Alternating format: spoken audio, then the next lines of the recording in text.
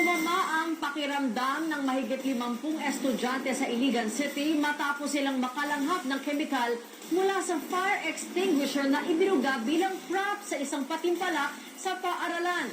Nagpapatrol, Roxanne Arevalo.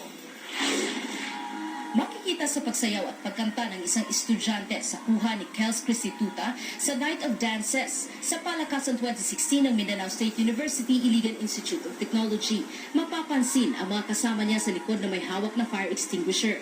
Inispray ang fire extinguisher pataas para magkaroon ng smoke effect, kaya halos hindi na makita ang pagtatanghal. Ayon sa Disaster Risk Reduction and Management Office Rescue Team, pagkatapos ng performance, nanikip ang dibdib ng mga estudyante. Higit 50 estudyante ang kinailangang gamitan ng oxygen. Ang ilan isinugod sa ospital.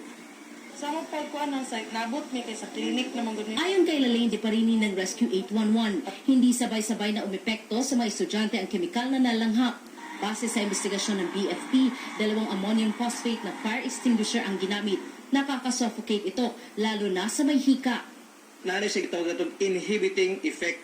Paliwanag ng BFP, ginagamit ang ammonium phosphate sa fire extinguisher para alisin ang oxygen sa apoy kung sakali mang magkasunog. Kaya naman nawalan rin ng oxygen sa katawan ang mga estudyanteng nakalanghap at nahilo. Hindi rin kumonsulta ang mga organizer sa BFP ukol sa paggamit ng fire extinguisher. Giit ng BFP, sa sunog lang ginagamit ang fire extinguisher at hindi bilang props sa mga show.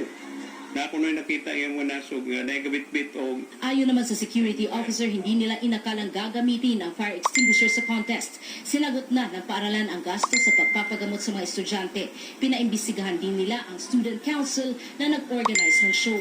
Wala namang naging malubha sa mga estudyante na nakauwi na matapos ipagamot.